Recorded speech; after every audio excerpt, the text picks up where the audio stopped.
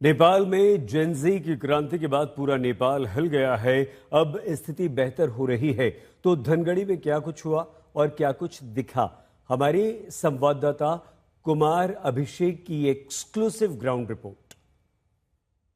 नेपाल के कैलाली जिले में आता है। अगर आप देखें तो कर्फ्यू जैसा माहौल है। हालांकि लोग सड़कों पर, घरों के बाहर दिखाई दे रहे हैं, लेकिन अगर हम आपको दिखाएं तो तमाम जो दुकानें हैं, जो व्यापारिक प्रतिष्ठान हैं, वो सब इस वक्त बंद हैं। तकरीबन 14-15 घंटे यहाँ पर कर्फ्यू जैसा माहौल रहता है। हालांकि आप सड़कों पर गाड़ियाँ देखेंगे, लेकिन अब सब कुछ फिलहाल सेना के हवाले है। अब दूसरी तस्वीर हम आपको दिखाते हैं। ये मेरे ठीक पीछे अगर आप देखेंगे तो बड़ी कतार लगी हुई है पेट्रोल पंप पर, और पेट्रोल पंप के बाहर ये अगर देखें तो बाइक सवार ये तमाम लोग हैं, लेकिन सब के सब कतार में हैं और अपनी बारी के इंतज़ार में हैं। लेकिन ये कतार बेहद लंबी है। वजह साफ है कि बाकी तमाम पेट्रोल पंप बंद हैं। जो ये सरकारी पेट्रोल पंप जिसे कह सकते हैं, सरकार की तरफ से प्रहरी कल्याण कोष पेट्रोल पंप, ये पेट्रोल पंप खुला है। और पूरे धनगढ़ी में अगर आप देखें तो ऐसे इक्के दुक्के पेट्रोल पंप सरकारी होंगे जहां पर लोगों की कतारें हैं, क्योंकि ये सभी लोग इस वक्त पेट्रोल लेने पहुंचे हैं। चूँकि कर्फ्यू जैसा माहौल है, आर्मी के हाथ में इस वक्त पूरा प्रशासन है, तो हम बात करने की कोशिश भी करेंगे लोगों से कि क्या है। भाई साहब, ये बताइए, पेट्रोल का की किल्लत है, दिक्कत हो रही है या नहीं?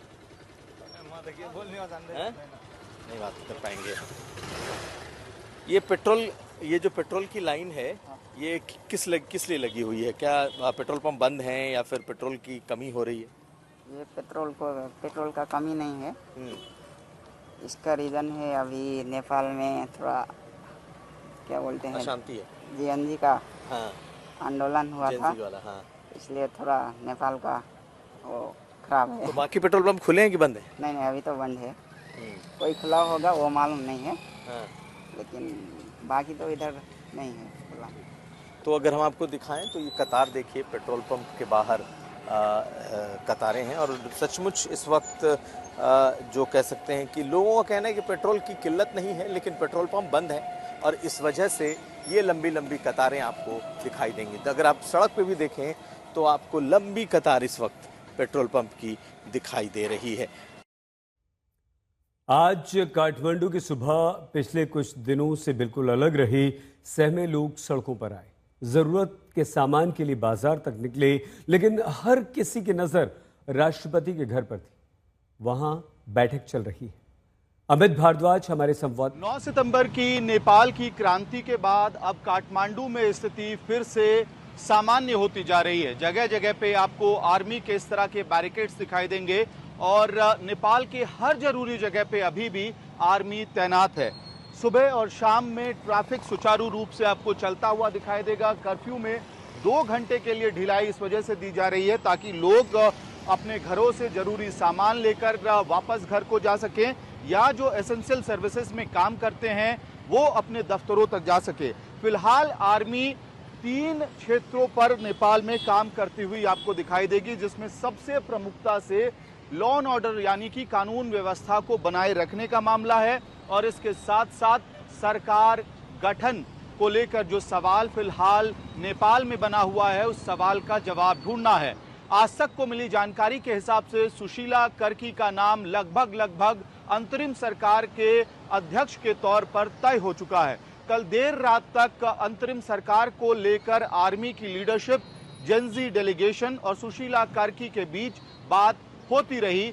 सूत्रों ने हमें यह भी बताया कि तकरीबन 3:30 बजे सुबह तक ये बातचीत चली है। आने वाले 24 घंटों में नेपाल को खुद अपने भविष्य की तस्वीर साफ साफ दिखनी शुरू हो जाएगी। इस पूरी कार्रवाई में बलेन शाह भी एक बहुत अहम किरदार निभाते हुए दिख रहे हैं, जिन्होंने स्पष्ट रूप से अपना समर्थन सुशीला कर्की को दिया था अंतरिम सरकार के अध्यक्ष के तौर पे उनको बनाने के लिए।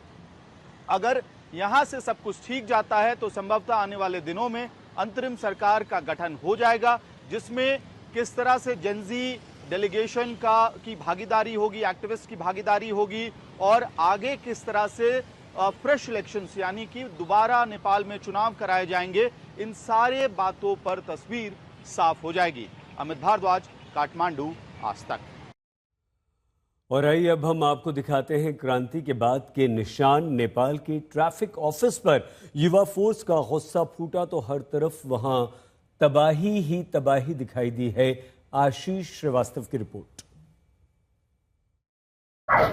नेपाल में जिस तरीके से हिंसा हुई, ये यातायात ऑफिस अगर हम आपको दिखाने की कोशिश करेंगे तो ये यहाँ का ट्रैफिक का ऑफिस है, जिसके हालात आप देख सकते हैं किस तरीके से सारी गाड़ियों को यहाँ पर जला दिया गया।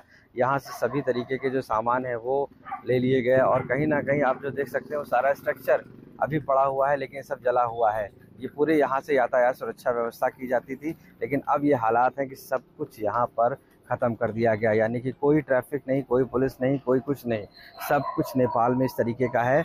जो ये अवशेष हैं ये आपको देखने को मिल रहे हैं, जिस तरीके से उपद्रव हुआ उसके बाद की ये स्थिति बनी हुई है।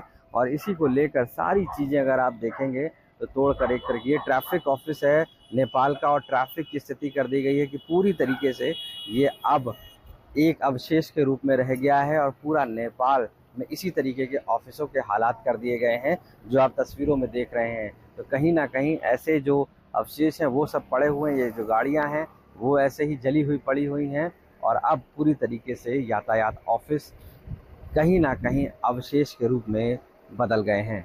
नेपाल से कैमरा पर्सन नीरज कुमार के साथ आशीष श्रीवास्तव, आज तक।